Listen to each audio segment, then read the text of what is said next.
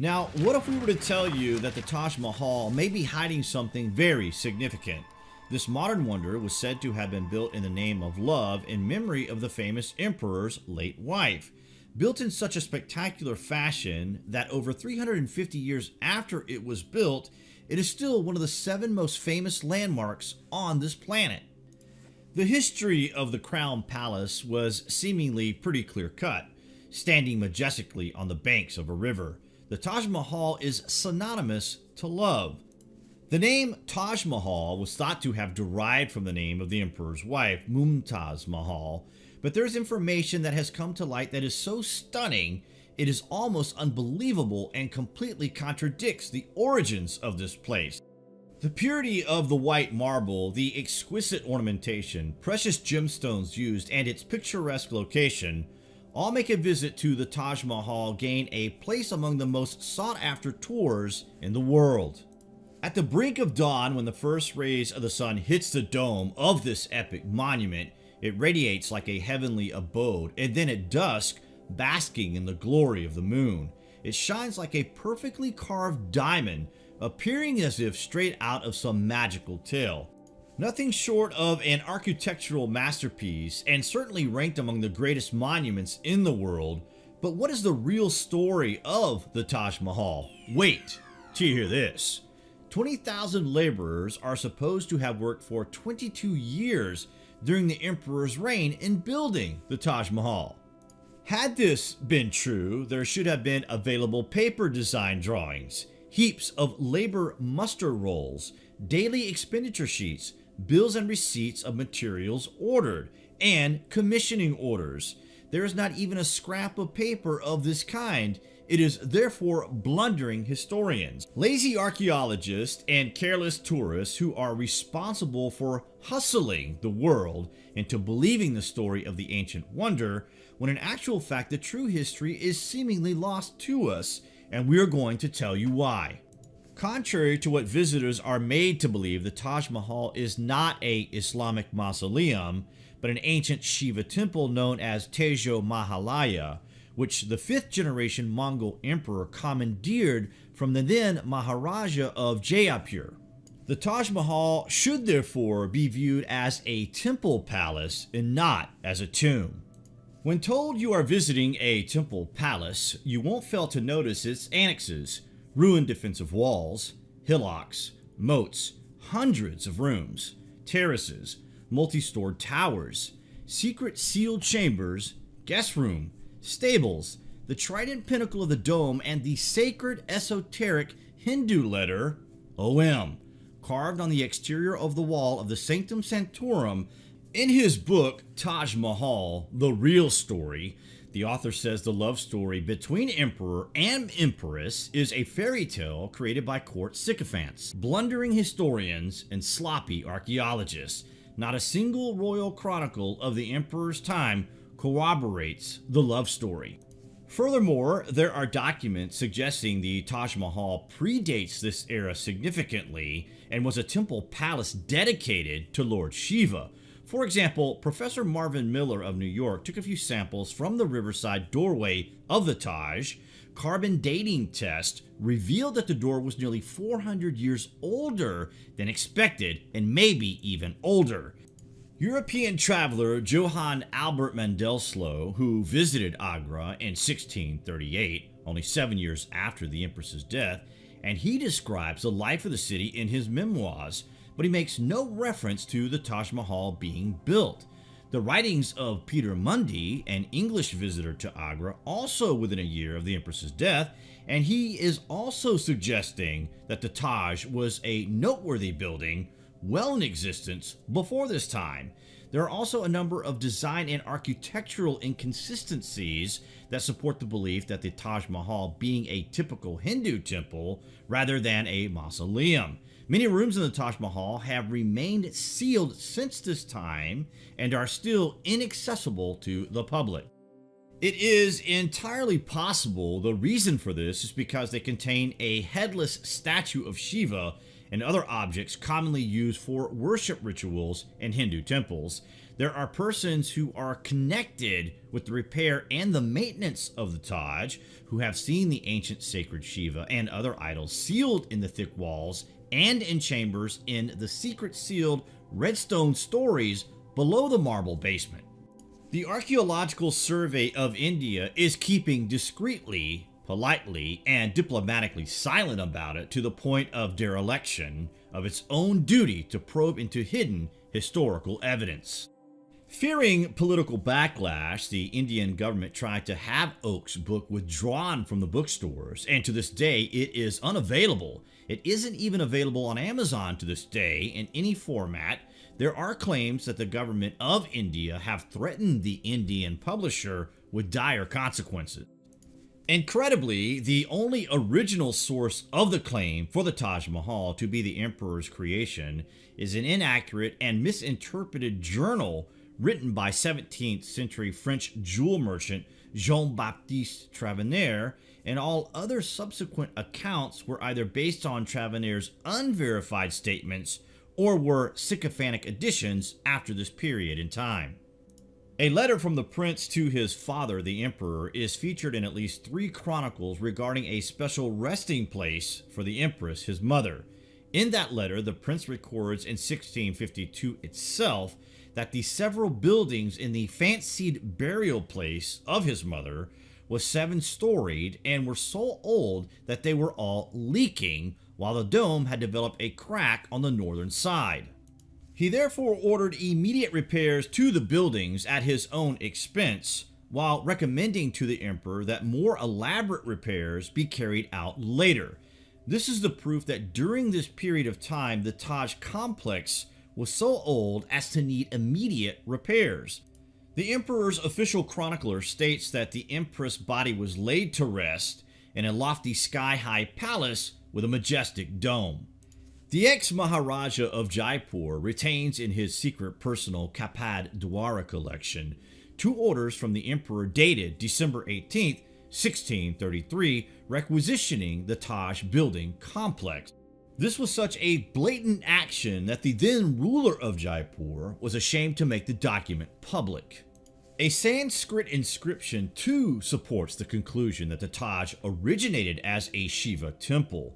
Wrongly termed as the Baiteshwar inscription, it refers to the raising of a crystal white Shiva temple so alluring that Lord Shiva, once enshrined in it, decided never to return to Mount Kailash, his usual abode. That inscription, dated 1155 AD, was removed from the Taj Mahal garden at the emperor's orders. Historians and archaeologists have blundered in terming the inscription the Baiteshwar inscription, when the record doesn't say that it was found by Baiteshwar. It ought, in fact, to be called the tejohahalya inscription, because it was originally installed in the Taj garden before it was uprooted and cast away. A clue to the tampering is found on pages 216 through 217, volume 4 of Archaeological Survey of India reports, published 1874, stating that a great square black ballistic pillar which, with the base and capital of another pillar, now is the grounds of Agra. It is well known, once stood in the garden of the Taj. Further quotes from the journals of Tamerlan and Babur show that this palace predates the said construction period, and also points to the notable absence of any claim at all by the emperor himself for its construction. Tavernier's claim of having seen the beginning and end of the entire construction work being carried out during his time here is refuted by simply pointing out that the enormous discrepancies between the 3 periods during which Tavernier stayed here, between 1641 and 1663, and the period over which it is claimed to have been constructed, 1631 to 1653. It is also disputed that the latter part of the presumed construction period, as being implausible, as they coincide with the leader's incarceration. According to all accounts, what Tavernier saw was actually the work to convert it to a mausoleum and not the original construction itself, and advances convincing details on construction costs and labor requirements to support his theory. The empress's real name was Arjuman Banu Begum, and she was conferred the honorific title Mumtaz ul Zamani by her father-in-law, but never Mumtaz Mahal, and it is contended that she acquired the addition Mahal posthumously by virtue of being entombed in the palace, and that on the contrary it was not the monument which acquired her name, as later-day historians would have us believe. The term Mahal is exclusively used in India, is not of Arabic or Persian origin, therefore not of the Mughal period, and contends that it is instead of Sanskrit origin. One can easily identify Mahal as a contraction to the Sanskrit Mahalaya or Mahaalaya, meaning grand residence, and when Taj or Tej, meaning a crown, is the qualifying adjective, the term takes on a whole new meaning. Grand residence of the crown or grand royal palace, Tejas, is also the Sanskrit term for resplendence, and Taj Mahalaya also means resplendent shrine. The latter contentions would seem to be born out of the immensity and opulence of the Taj Mahal and its environs, which are more consistent with the structure of a palace complex than that of a mausoleum. The Grand Palace no doubt has Hindu origins, with a wealth of corroborative detail, from the trident of Lord Shiva present on its dome to specific details on its decor. The Taj Mahal has a trident pinnacle over the dome. A full scale of the trident pinnacle is inlaid in the red stone courtyard to the east of the Taj. The central shaft of the trident depicts a kalash holding 2 bent mango leaves and a coconut. This is a sacred Hindu motif. Identical pinnacles have been seen over Hindu and Buddhist temples in the Himalayan region. Tridents are also depicted against a red lotus background at the apex of the stately marble arched entrance on all 4 sides of the wonder. People fondly but mistakenly believe all these centuries that the Taj pinnacle depicts a Islamic crescent and star. It was a lightning conductor installed by the British rulers in India. Contrarily, the pinnacle is a marvel of Hindu metalwork, since the pinnacle, made of non-rusting alloy, is also perhaps a lightning deflector, and the pinnacle of the replica is drawn in the eastern courtyard is significant, because the east is of special importance to the Hindus as the direction in which the sun rises. The pinnacle on the dome has the word Allah on it as inscribed after capture. However, the pinnacle figure on the ground does not have the word Allah. Radiocarbon dating was performed on some door samples taken from the Taj Mahal, and the conclusion to these tests determined that the monument predates the said construction in the 17th century by at least 3 centuries. Archimetric methods are indubitably a great value in determining the true ages of buildings like the Taj Mahal, and the fact of their inclusion considerably adds to the strength of the theory that this place is much older than we are being led to believe. Radiocarbon dating is based on the measurement of the constant decay of C14 radioactivity in organic materials and is a relatively well-established technique, limited, however, to materials such as wood and fibers. Thermoluminescence is another recent technique applicable, among others, to pottery shards, baked brick, and sediments, and is also fairly precise for dates up to the last 3,000 years, but its application requires careful sampling, which is not easily handled by the non-specialist. Other relevant absolute radioactive dating techniques are the relatively new optically stimulated luminescence method and uranium-thorium or potassium-argon dosage methods. Any or several of these techniques properly applied to the study of the Taj Mahal would unambiguously reveal her true age. It would indeed be in the interest of science, history, and posterity to have a complete study undertaken by competent scientists. The famous Shroud of Turin was believed to have been C14 dated to a medieval era fabrication, but it was later discovered that the portion that was studied was actually added later. Similarly, scientific dating is the only honest, truly objective means of determining when the Taj Mahal was first built, if and when alterations were carried out, and to what extent. This massive complex is also a rich archaeological treasure house that needs to be explored to better understand Indian history and to put all the various myths of whatever origin to rest. This has nothing to do with belittling the achievements of one community or another. For all we know, every one of the stories surrounding the Taj Mahal could be a myth and the truth be elsewhere.